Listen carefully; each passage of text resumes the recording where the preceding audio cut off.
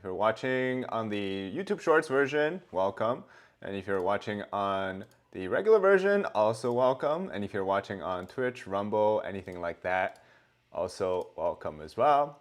Hope you guys are having a great day. It is Saturday, so we're doing our live stream on all the platforms. I'm just checking to make sure that these places are live, which I believe it is. Let's see. Okay, perfect. All right, how's everybody doing today? I'm excited to talk about some funny stuff with you guys, which actually it's not so funny, but it's pretty funny. So let's get into it. First, we're going to talk about the upcoming National Day in China, which has brought a lot of hilarious stuff to us. Then we're going to talk about China's attempt to eradicate poverty and some of the funny videos as well. And if you guys haven't already, check out the Tofu Dreg hat. It's available at davidzhang.net, and you can grab yours to support the channel, or if you want to be a Tofu Dreg specialist like me. And yeah, there we go. All right, so let's talk about this. In China, October 1st is so-called National Day. Basically, it's the kind of like, July 4th, right, of the United States. And many of the kindergartens and schools decided to give kids projects to do. Hey everybody, thanks for joining us today. If you're watching on the short stream, let me know how the quality is, and if you're watching the regular stream, let me know how the quality is. Okay. Also, if you're watching on Twitch and Rumble as well as Kick, make sure to say hi in the chat as well. Hey everybody. Okay, so let's talk about this. Now, these kids, they're given this assignment, so they go back, and then they tell their mom or dad to help them make it. And a lot of them made bomb satchels. So basically, there's this whole idea during the anti-Japanese war, like the CCP keeps using this as a propaganda point. Basically, they're saying that these soldiers would carry bomb satchels on their back, and they would like climb up to these machine gun turrets or like these machine gun hideouts, and they would like throw the satchel with the bomb inside of it into the hideout and blow up people inside, which it's kind of ridiculous because if you're running all the way up to that machine gun nest, people probably would have seen you. But anyways, so it became like an urban legend among the CCP to always say like, the kids, you got to educate the kids starting young, so you give them the bomb satchel. That's what these kids are making for their National Day celebration, which is weird. So there's a lot of these now. I find it pretty funny. It looks pretty hilarious. So that's the old style, the grenades, and that's the bomb satchel. You gotta have the flag on it as well. All right. So it's across China. So instead of celebrating it like how regular people are supposed to, they celebrate by making bomb satchels. Pretty funny. Okay. So, hey guys. Welcome. From Tran Viet Hui, do you think South China should separate from North and CCP? I don't know, what do you mean by South China? You mean like Taiwan? All right, so the funny thing is, a parent made a, let me see if there's, yeah, this might be better for viewing. Let's go to the beginning. So a parent made a Tiananmen Square out of cardboard box, right? That's the Tiananmen Gate. And another parent made a tank out of cardboard box as well. And these two happen to just meet each other in the same school. Oh man. So obviously, the whole 1989 June 4th Tiananmen Square thing is very real, and it's censored in China. And this video was uploaded to Douyin, and then it was taken down very quickly. Because obviously you can't have the tank and you can't have the Tiananmen Square all in the same picture, because that's just pretty ridiculous.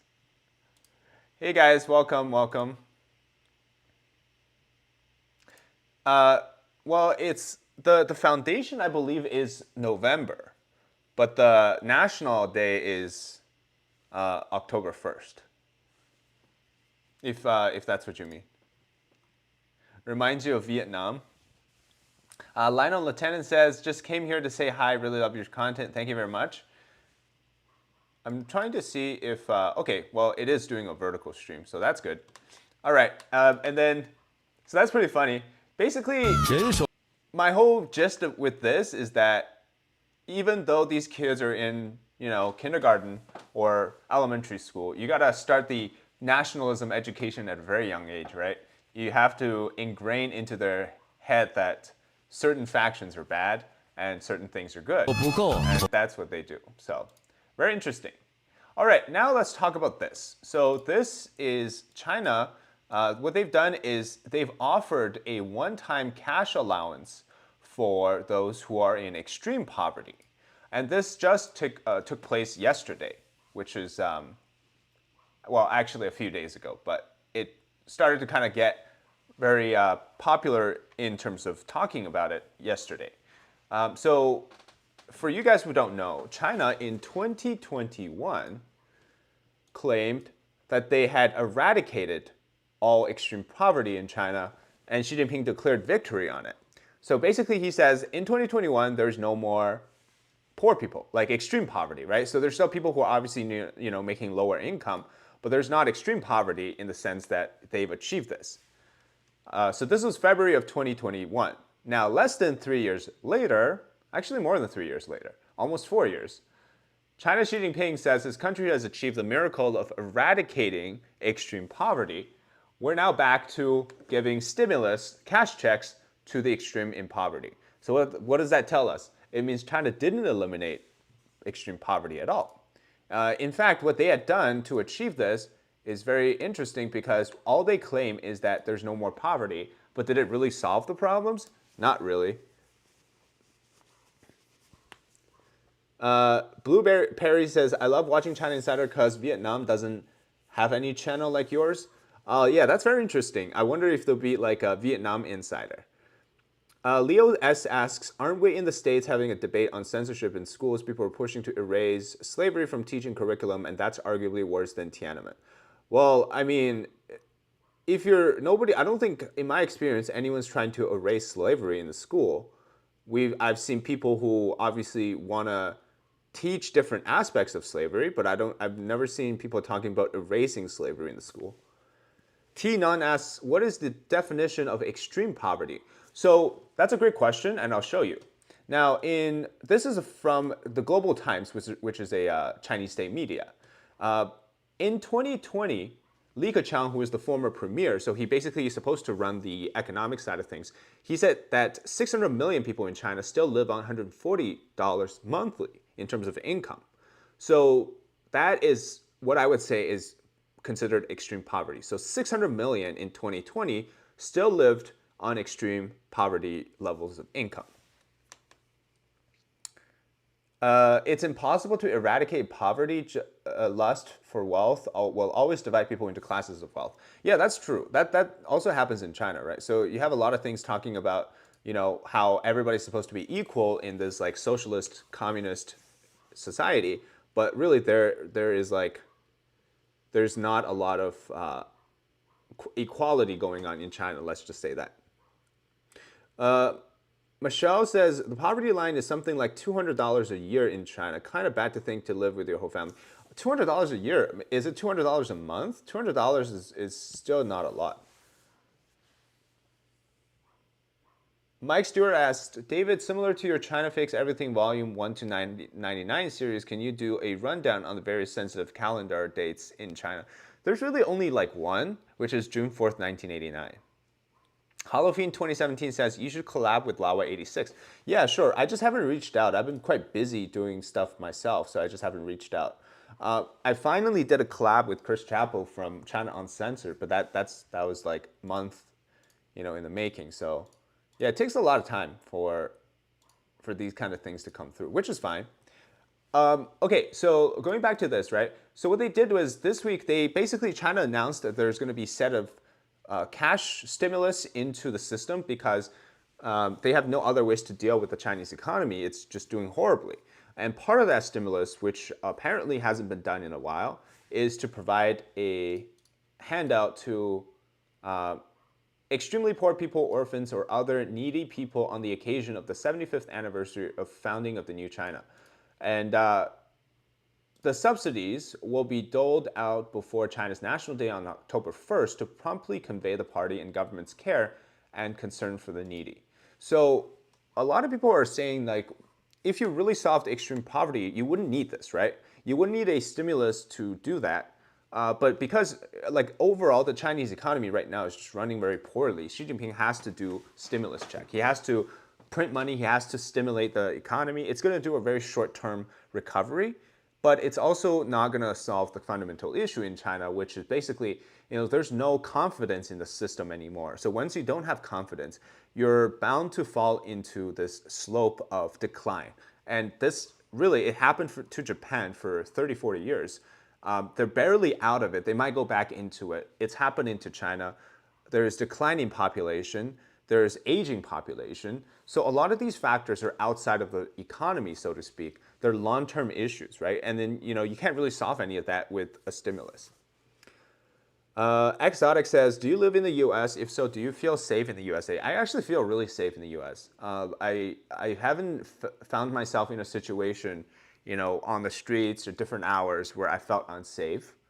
But that's just my experience, right? I live in New York City. I don't, I'm not very acquainted with the rest of the country in terms of like, say if you live in California, is it different, things like that. But New York generally it's very safe. Like obviously there's crime, right? I'm not denying that there's crime around, but I feel safe.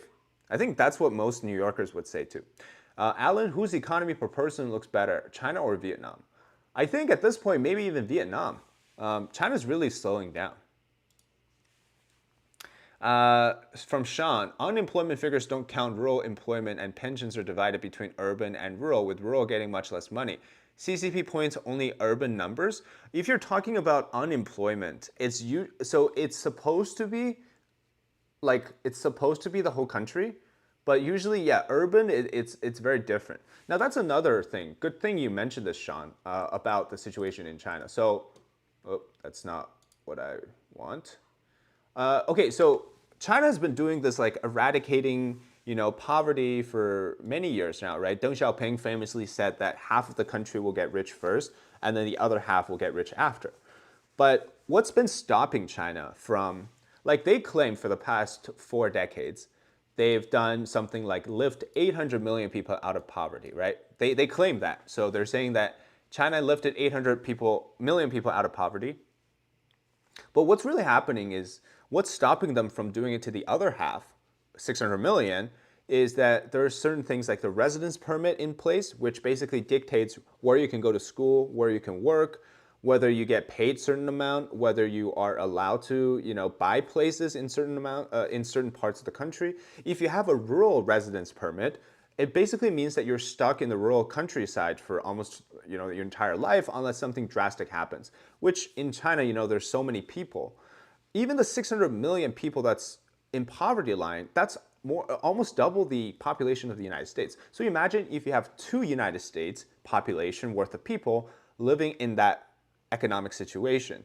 And then how can you basically solve their issues if you don't even give them the chance to improve their situation, right? So you have a lot of roadblocks. So one is the rural permit, which stops you from getting good opportunities. The second one is the vast difference in terms of education from the cities to the rural area.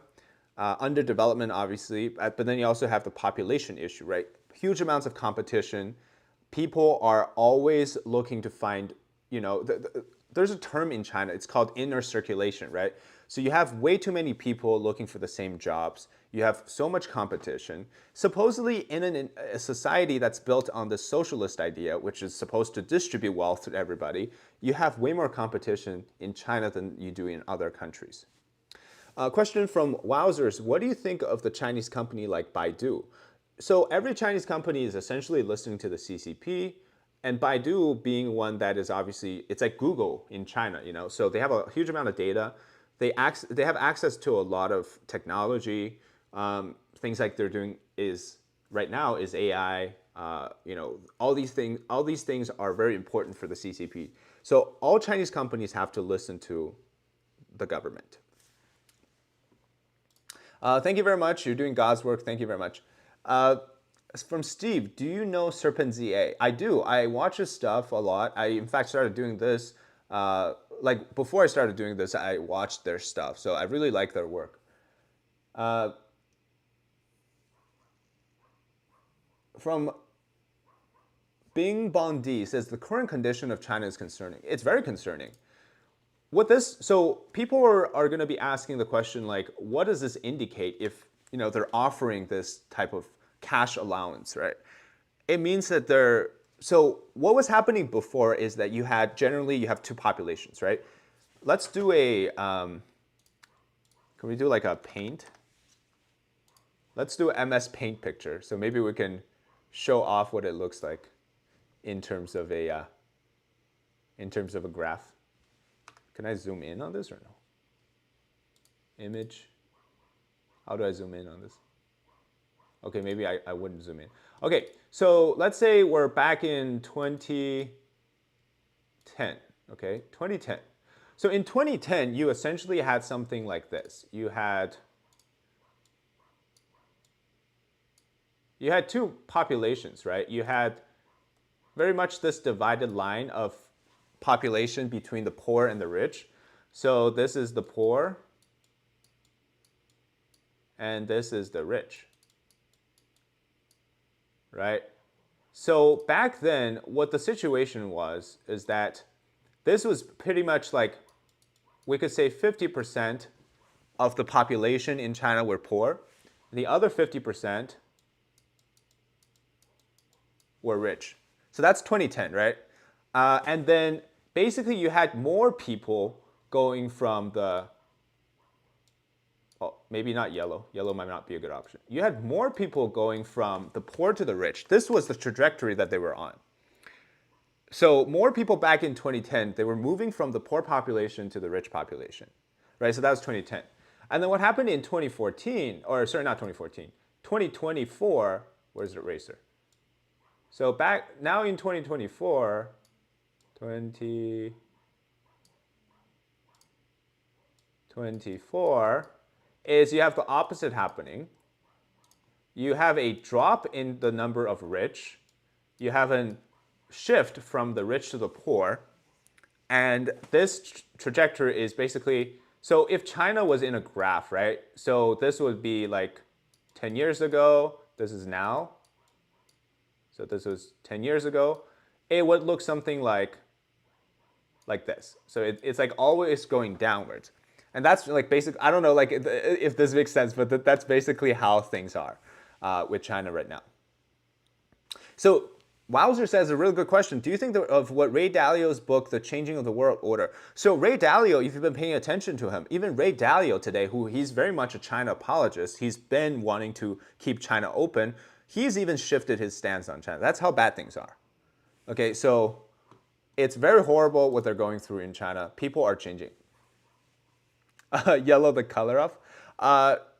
From Sean says, also they lifted most of the extreme poverty by lowering the number that defines extreme poverty. If a person earning $10 is poor, CCP says $9 is poor. Now they aren't. Exactly, right? So they can shift a lot of the definition around. Yeah, it's very interesting. What about the Chinese presence in Sri Lanka? So Sri Lanka's current, like, they went through a whole series of riots last year, right? Protests. Because Sri Lanka bought into China's One Belt and One Road project, Belt and Road Initiative. And look what happened to the country. They were hugely in debt to China.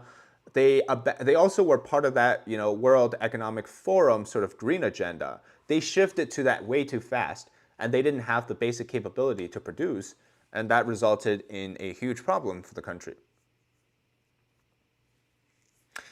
How is life in China as a middle class, in your opinion? Life in China as a middle class was good for many years, until recently.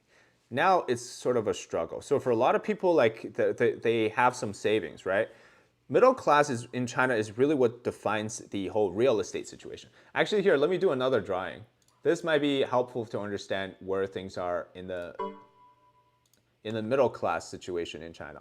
So again, we'll go to, so in 2010, this is the middle class, right? So your entire goal is basically to buy a home in an apartment complex, right? All your like savings, all of your savings goes towards buying a house.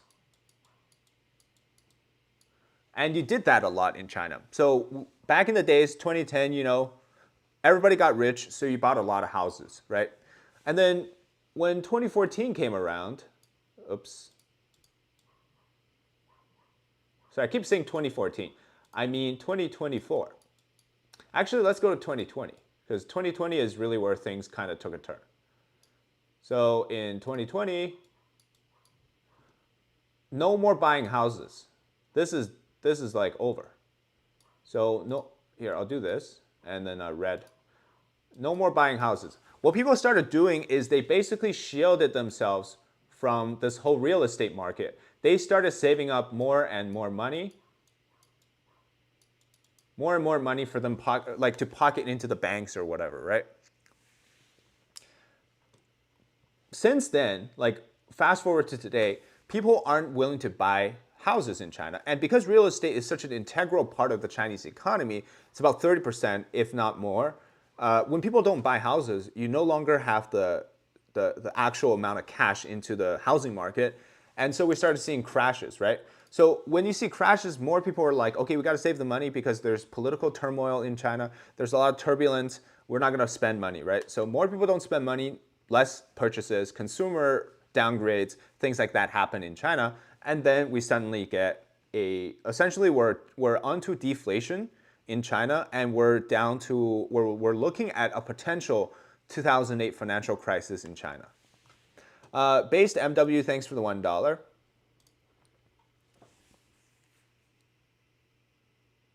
Drawn to scale, look at the gap on the floor. That's pretty funny, Yan.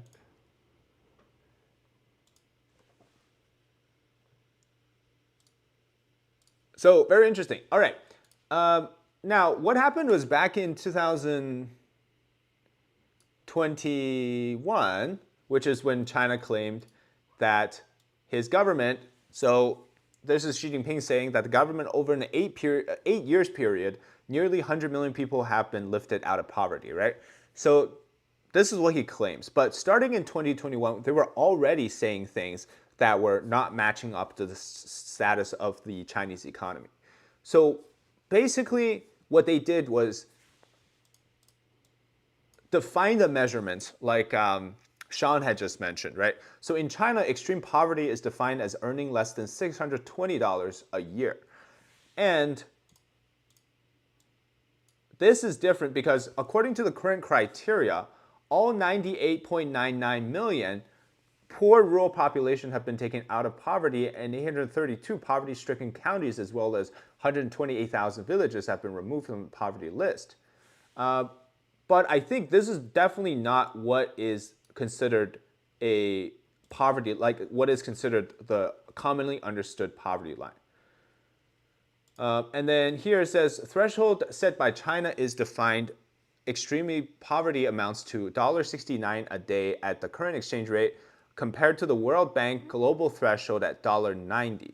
So their poverty line is actually higher.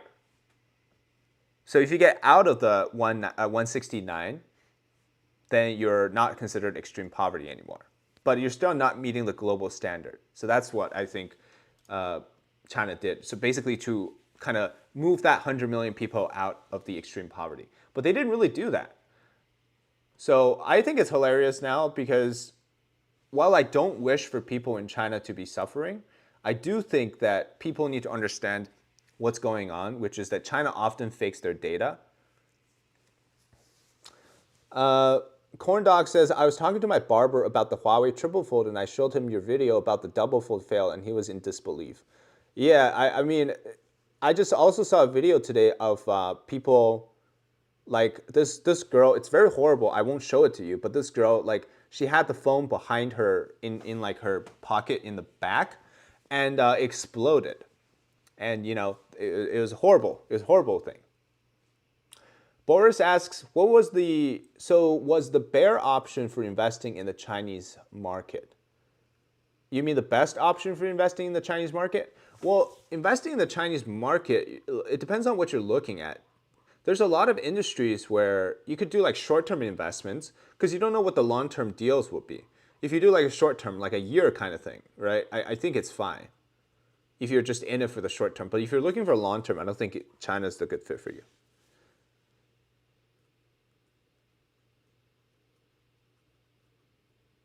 Sean Wu says, ask, why are you deleting my comments? I don't know why I'm not deleting your comments. Okay, so I'm going to show you some videos of what's actually, the current situation in China. Now, these videos, I basically found them on Twitter. There's probably plenty more. But yeah, like, this is a very common thing in China. When I was in China, there's a lot of places that are still like this. So you have people living, this is definitely rural area, right? Because in urban settings, you won't find this. But I've also done some videos where they have these like extreme coffin homes where you can pay $600 to live, near Shanghai, and but it's like a very, very tiny one, right? So you got this kind of living situation. It's horrible. A lot of these are older people. This is more of a current ongoing situation. So you have a lot of job seekers in China. They are doing temporary works. So in order to save money, they stay in these like compounds and stuff like that. It's very sad. So this is like a pretty telling situation in China. And it goes all the way to the end too. Let me see if I can zoom in. Okay, this might be a bigger picture. Yeah, so you get a lot of these empty buildings that are used for temporary housing in China. People just kind of sleep on the ground with a little sleeping bag. You got a lot of these people. A lot of them, don't make enough money to support themselves throughout their 3 meals a day, let alone trying to find a place. So they just simply crash wherever they can. From Beth, thanks for the 10. Is that Swiss franc? CHF? Is that Swiss franc? But thank you very much. And thank you to Jay for the $5. Pray for Chinese people. Yeah, exactly. Okay, so that's a pretty sad situation. Wait, why does it keep going to the side? All right, some more. So this also, again, is a job-seeking market. Every day you have these daily works, so you get paid at the end of the day. You have a lot of people, they go there in the morning and they basically just try to find jobs. And this is happening across China too. So a lot of these are construction jobs. A lot of them are cleaning jobs. A lot of them are hard labor, definitely. And a lot of these are seeking jobs after they've lost their main job, right? So delivery driving is a big industry in China. And even that is facing a lot of competition. So you have people everywhere just looking for temporary jobs. So you see those boards in the back, those are the listing boards that people can go and get money. And then, obviously you have some of these cases of homeless people in China. It's very sad. And they're not really doing anything. Like when people claim there's no homelessness in China, it's ridiculous. It's absolutely ridiculous how bad it is.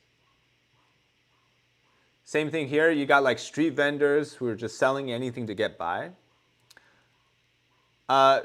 Jocelyn, thanks for the $5. CHF is Swiss franc. Thank you very much. Grace Johnson asked, am I a Chinese bot? I don't think you are. Question from Qwerty says, did not expect you to do a live stream. Yeah, we do live streams every Saturday. So come join us, 12 p.m. Eastern. Is this T-Non says, is this like a labor ready where you go and work for a day? Yeah, basically you do that.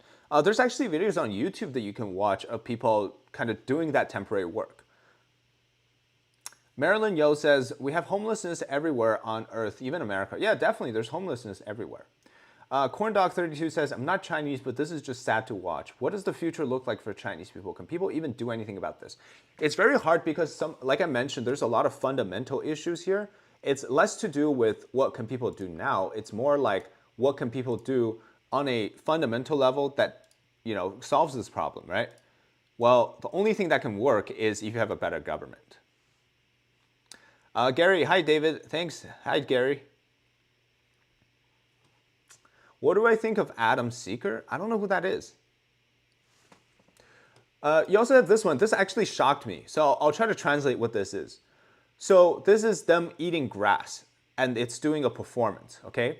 So according to the context here, it says a Chinese couple with their post begging for money to pay for their child's medical expenses. In order to attract attention and show sincerity, they perform eating grass on the street. So there is their WeChat number.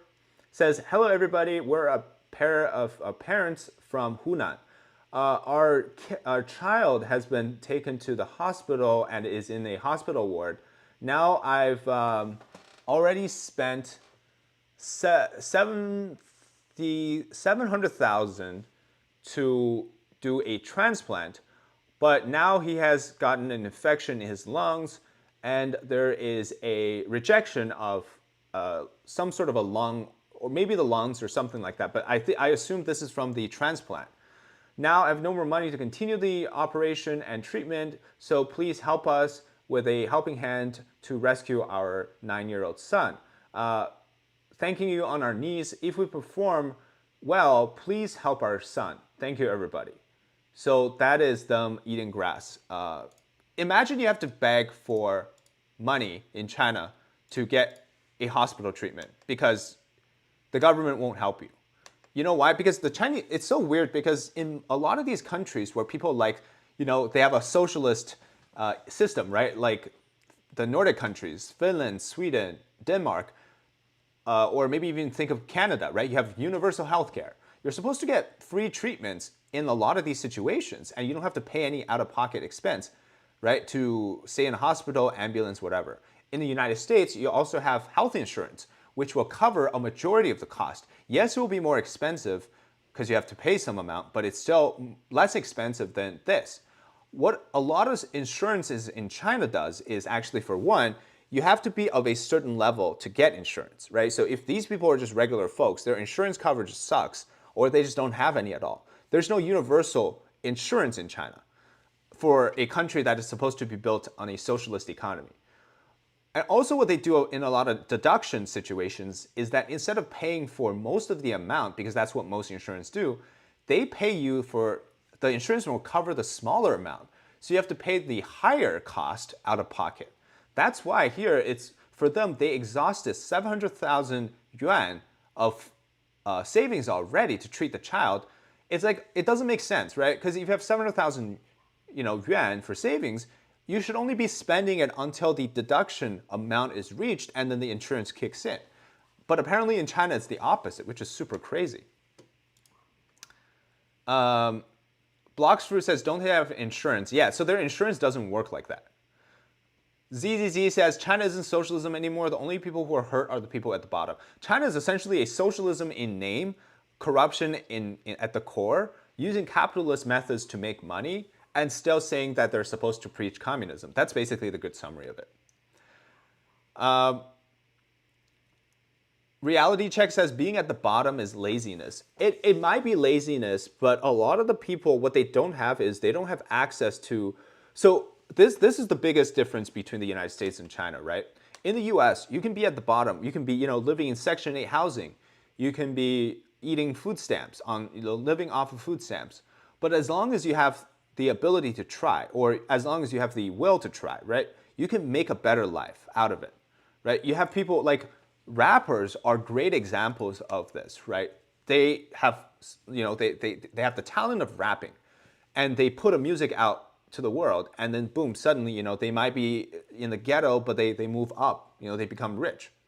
But the thing is, in China, the chance of you doing that is so little, not because you don't have talent or there's no discover of your talent, but because there's so many people, right? Imagine it's like you have double the amount of people who are good at what you do versus where you could have done that same success in the United States because you have more opportunities, less people. But in China, because there's so many people, it's so hard. The competition is very, very fierce. Chinchilla says, meanwhile, Taiwan has universal healthcare that cares for its people. Yeah, it's actually pretty crazy. Now it says my Twitch is offline. Why? Let me refresh it and see if it's offline or not.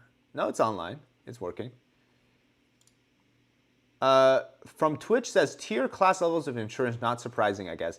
Yeah, it really depends on how you look at it. You know, if it's you're working for the CCP, you got plenty of options. If you're working as a nobody, you know, you don't have a lot of options.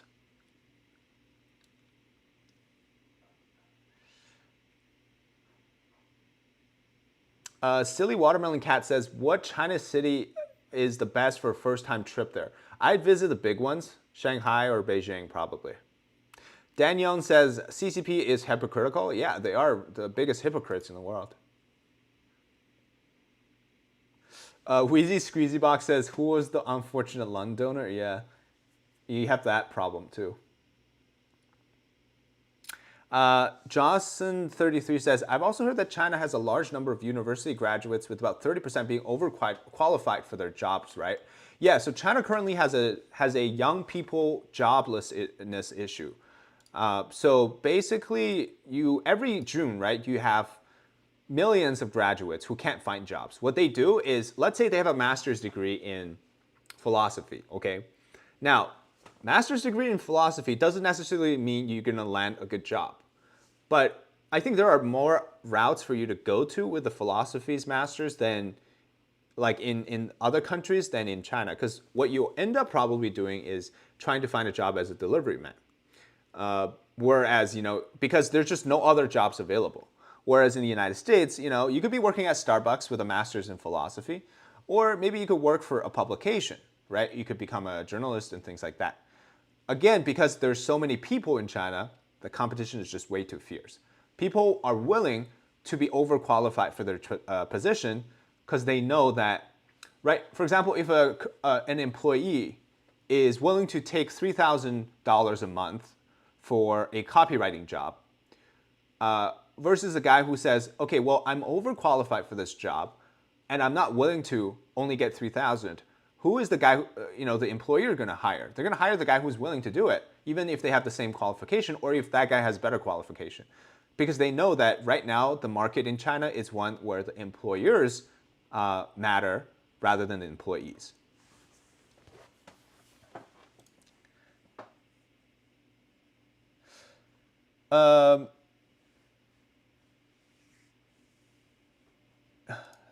Sorry, I'm reading chat here. Does China have a welfare program like the US? It doesn't. That's why China has a huge poverty issue. There's no welfare program. What they speak of in terms of welfare, like if you're hungry in China, you know, there's no like soup kitchens and things like that you can go to. Because everything, so since the 1980s, everything has been so hyper materialistic that there's no room for sort of welfares to grow in China. Because also the government doesn't really care because they can just say like, you know, we eradicated poverty. We don't need welfare soup kitchens. We don't need food banks. We don't need any of that. Which actually, you know, this is a very shocking thing because I'll tell you a story of mine. When I first moved from China, right? Like obviously, you know, we weren't that, like we're not rich or anything like that. So we went to the food bank for the first time. People were introduced, like they were like, oh yeah, by the way, you know, do you guys know you can, like if you want to, like you don't have enough money for food, you can go to a food bank. And I was like, what's a food bank? So we went to a food bank, you know, you get registered and you get, you know, they tell you what the details are. You come in, you know, with your car and you get food, right? So we ended up getting so much food. Like we got like fresh veggies, we got canned food, you know, we got like snacks, we got pasta, rice, and all these things, right? I was like, this is so crazy. Like, how can you get this in like you don't have that in China. If somebody is hungry, they have to run to their grandparents. If you don't have grandparents, you know, they have to beg for food or, you know, whatever the case may be. It's so strange. It was really bizarre for me to say that people are giving away free food. That's crazy to me. At least it was back then. So yeah, it's a whole different mentality. 404 not found. Is there job security in China? Well, there was job security in China. One of the best job that you can be is this guy. Public servant China. Image. Okay, so let's go here. Wait, why doesn't it show? Oh, because I'm on the wrong tab. Okay, so one of the best jobs that you could have been in China a few years ago is somebody called a civil servant, basically government employees, right? So government employees can range anywhere from if you work for the security bureau, you work for the central government, whatever the case may be, but you get paid really well. But what happened today is that some of the local governments, the civil servants, they're also not getting paid, or they're getting a salary downgrade, or they're getting a lot of the benefits cut. This used to be called the iron rice bowl of China, which is like you get into this job, it's job security. Now even government positions, they're not safe from job cuts anymore. So that's how crazy things have gotten. And this was happening a few years ago. This is not new either. This is not like 2024. This is like 2020, 4 years ago. It's pretty crazy. Bugo says, what do you think about China with BRICS? So the BRICS is obviously China's attempt to usurp the current G20 nations, the G7 nations, things like that. They're trying to change the world by saying that BRICS is better. It's the alternative way. So that's why they're trying to rally all these countries from the global south together, right? And you see how India and China's dynamics really shift because India is also trying to be the leader of the so-called global south. So I think BRICS is China's big, ambitious attempt at trying to be the number one in the world. Robert Yu says, David, how did you have opinions about China as you have today? Well, so I was always interested in the country that I came from. And I always thought that, because I always, like through experience, I always knew that the government was bad. And, growing up, I had been paying attention to what was happening in China. But it has gotten so bad, especially when COVID started. I think that's what me and many others started to realize. It was like, this is crazy. There's a lot of opportunities for people to understand, China is great, but the government's not, and the people in the government should be separately looked at, but sometimes they are the same thing because those in power are definitely not the Chinese people that when we say, the Chinese people we're talking about, but those are the evil ones who are, trying to ruin it for everybody else. But yeah, my opinion of China really shifted a lot when COVID hit.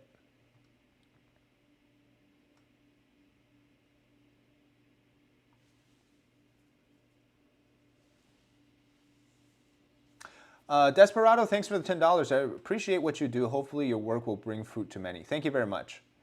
From Liv says, what's so crazy about food pantries is that I get food from them being a poor-ass grad student, but my family thinks I should be ashamed for doing that. They're too proud. That's interesting. I mean, I have no shame in terms of, like, if I actually needed help, I would go, right? But if I'm a contributing member of society, like, I wouldn't want to, like, steal from others, but stuff like that. But that's the beauty, I think, of the options, right? If you are truly struggling, and I understand, having gone through college, it's a tough time. A lot of people don't make enough money having to study and work part-time still. Like, they can't put food in their mouth, so they go to the food bank. It's very common for college students to do that. So I don't see what's to be ashamed of. But the point is you have options, right? You have these things that can help you if you are having a hard time. Which I often think is so sad for the people in China that they don't have this. That's why also there's a current situation with girls in China. Many girls, like many young girls, they go into like escorting and things like that because there's just no other ways for them to survive.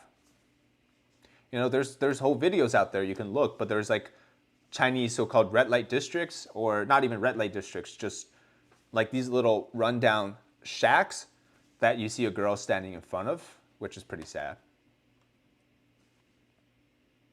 Braindead says, listening to this while cleaning, thank you for opening my eyes. I love learning about things like this.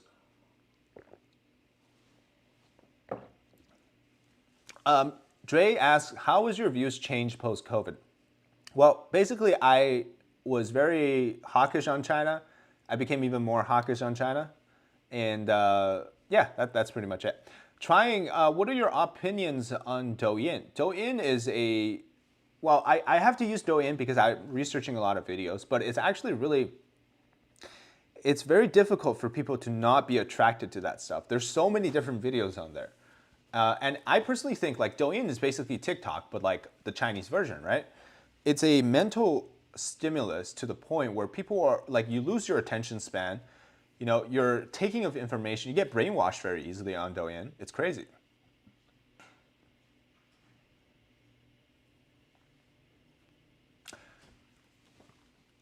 Is there any other? Oh yeah, we got this video is pretty disgusting. So that's a woman in her maybe 40s or 50s, and she forgot to turn on her beauty filter, and then she turned it on. Gosh, it's so crazy.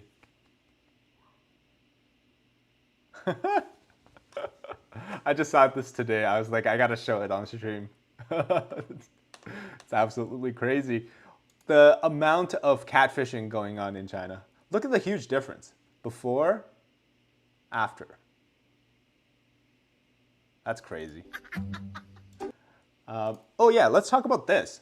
So Japan recently elected their new president of the LDP, which is basically the next prime minister of Japan. Ishiba Shigeru, which is who was a former defense minister and former agricultural minister as well. And he was defense minister. So here's the interesting thing, right? A lot of people think this guy is, Shigeru Ishiba is a very soft on China guy, because he was the defense minister of Japan during a period where the relationship between China and the rest of the world was rather peaceful. So like I'm talking like 2003 to 2012, right?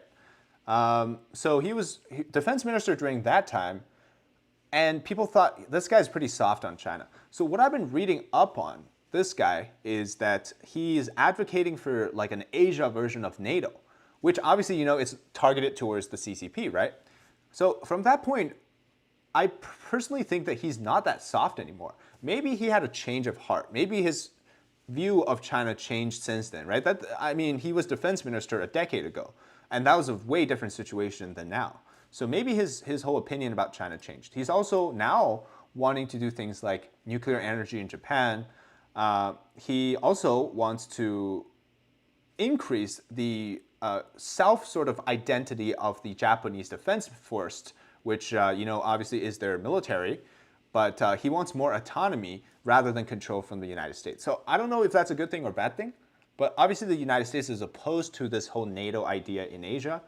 But he's all about he's identifying at least the threat from China and North Korea. So I would say that let's see how this guy goes.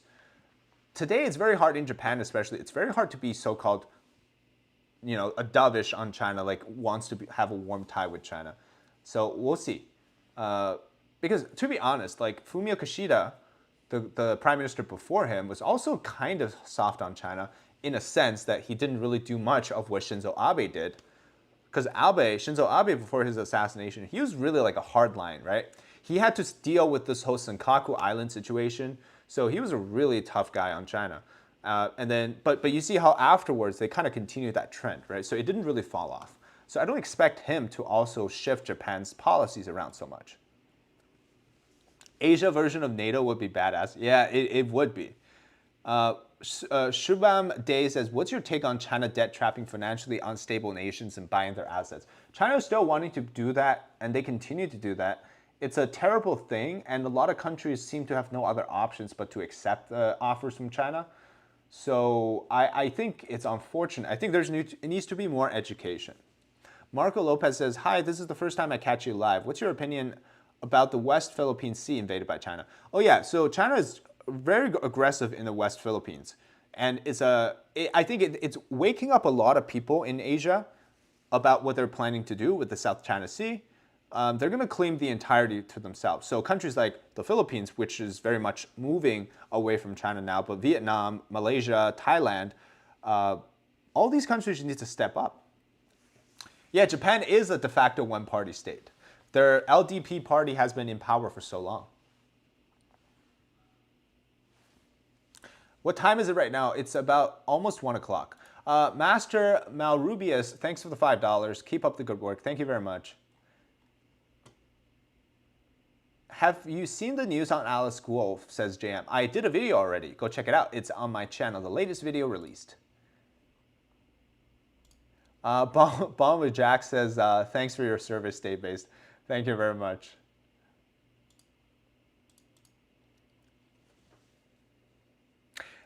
Liv says, hey, I'm curious, are you blocked from communicating with family or friends in China because of the information that you share here? Censorship and getting blocked from speaking out is crazy. So interesting you asked that. I did have an experience here. So I was using Chinese Chinese apps to talk to my friends back in China. And basically they banned me off the app because I was telling them some stuff about, the CCP, and they didn't like it. So since then, I lost communication with all my friends in China. I doubt they want to hang out with me anymore, considering the fact that they probably think I'm like a traitor to them or something, or like a spy to them.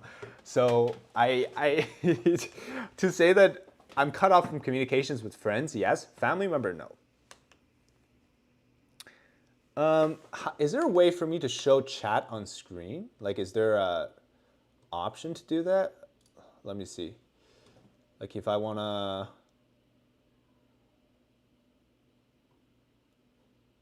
there must be a way to show chat on screen, right? How do I just get this part of the window? Oh, maybe if I do like a capture thing. Hold on, give me a sec. Let me try this. I want to see if it works or not. Screen capture card, image slideshow, Mac OS screen capture, video capture, Mac OS screen capture maybe. Oops, that's not what I meant to do. Well, it is showing that now. Display capture, window capture. Jokes, I don't know what to do. Okay, let me delete this. Okay, never mind. I don't know what I'm doing. Okay, so let's go back to this. From the cousin of Jimmy Bob, David, what's your favorite part of Chinese history? The many heroes of Chinese history, from the Three Kingdoms to Yue Fei, who is the most important figure in the Song Dynasty, to the heroes of how do I describe it? Like the Han Dynasty, Qing Dynasty, they all have heroes. Tang Dynasty as well. So I really liked reading Chinese history on all of these warriors and heroes of the past. So that's my favorite part. Fahmi Hazizi says, can you say again about China trying to spread and claim their territory on the South China Sea? So what China's been doing is something called a salami slicing technique, right? Salami slicing technique is salami slicing. It's literally how it looks. So it's literally salami slicing. So this is basically what it is. Show you here. So salami slicing means essentially I'm going to slowly take apart your claim to this thing. So for the South China Sea, they basically went to this island and they say that this is ours. Right? Nobody seems to be bothered with the fact that China said so. So they started putting sand onto to fill up the island, to the point where they have rockets or landing strips or military installations on those islands. And then now they claim that because we already have those things on there, that's ours. So that's called salami slicing. Piece by piece, slice by slice, they capture a lot of this, right? So with the South China Sea, with the Philippines involved. So China just randomly went to this part of the Philippines, which is 800 nautical miles off the coast of China, but less than 200 off the coast of the Philippines. So just by sheer distance, and I'll show you on maps.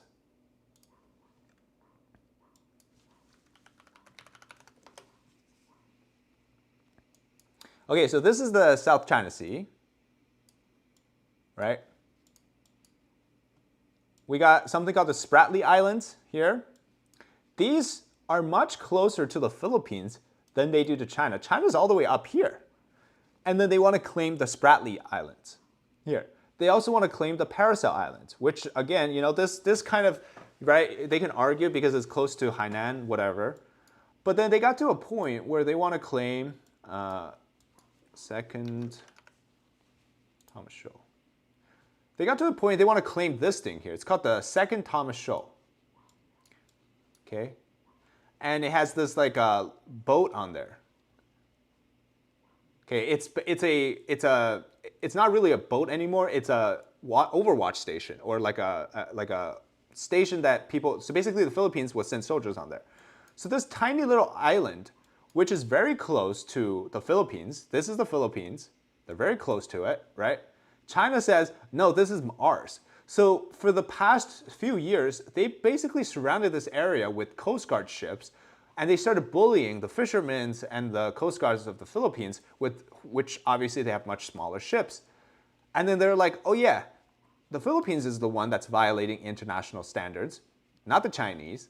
And then the Chinese Coast Guards were basically blasting like these ships with water cannons. They had a brawl and things like that all over the small island.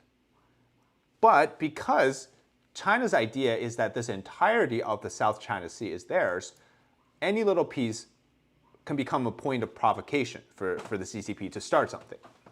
So that's why there's a huge talk right now. Could China go to war with the Philippines over the South China Sea before something like Taiwan starts, right? Because they know that they can bully the Philippines, and if the Philippines doesn't seek help from the United States, then the potential of disaster could happen and there's nobody to help them. So my thing is that if countries like Vietnam, Malaysia, and Brunei, right, can really go and come up with a plan, and also Thailand too, but less degree because Thailand is kind of back here. But Vietnam, Malaysia, Singapore, and Brunei are the key here. They can kind of force China to back off. That'd be great, but they won't do it because China is spending a lot of effort to try to get them to cave to China. Nasaj007 says the 9-dash line, right? The 9-dash line is a very illegal claim. Marilyn Yo says, you don't want them to claim small islands when the West claims Africa and India. I don't know what you mean by claiming Africa and India, because India is a sovereign country. African countries are sovereign countries, but the little island is within the distance of the law of the sea, right? So it's technically belonging to the Philippines.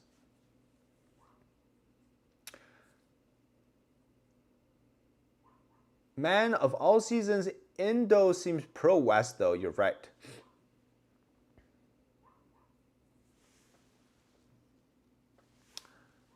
BGM says, what's your opinion about Pakistan and China relations? I think Pakistan has been a very close country to China for a very long time. China's been cultivating it because Pakistan is a direct, right here. So Pakistan is a direct problem to India. I don't know if you guys can see it on here, but it helps them open up the Kashmir corridor, right? So China can send in their One Belt, One Road through Pakistan. It also gives them access to the northern part of the Arabian Sea, which they can reach the Middle East down here. They can reach Iran, Afghanistan. So Pakistan is a core target for China. And also because Pakistan traditionally was technically like an ally of the United States. Like the United States sent a lot of their weapons there. So it's a very complicated relationship, but it's the one where China has successfully cultivated against India. Especially very important now because India is clearly very anti-CCP in a sense because of the border dispute. But because of the Kashmir, as well as the Arunachal Pradesh, like the Ladakh area, right? The Ladakh region here. This is a heavily disputed area between Pakistan, India, and China. If China can work with Pakistan, it puts India in a bad spot. So, but I think it's actually a good thing because it's forcing India to have to go to the United States and really side with them on many issues now. I think that's a fundamental change from India's previous policies. And that's because of China. I hope that answered your question.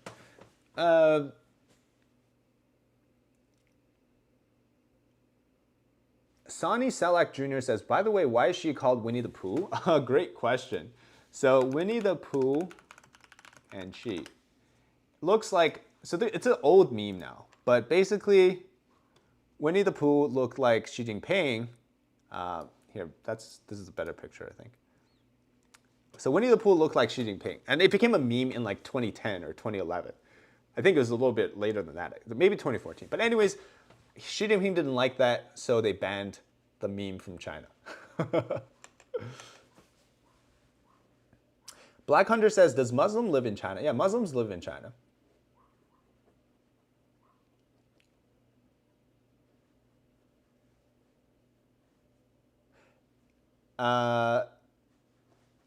Is China trying to capture land?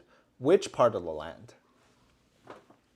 Henry, thanks for the 10 euro. So I can leave a toy of mine in the beach and say the point from where I live is mine now. If the boat, if Chinese make, it could be moved closer to China and say, hey, here you go. Yeah, it's pretty much like, it's such a childish claim too. So it's pretty ridiculous. Anyways, I think we're gonna stop the stream here. It's been an hour. I hope you guys enjoyed it. Again, we'll be streaming every Saturday at 12 p.m. for about an hour or so. So come join us and have a good chat. And yeah. So thanks for watching today. See you guys. Take care. Bye-bye.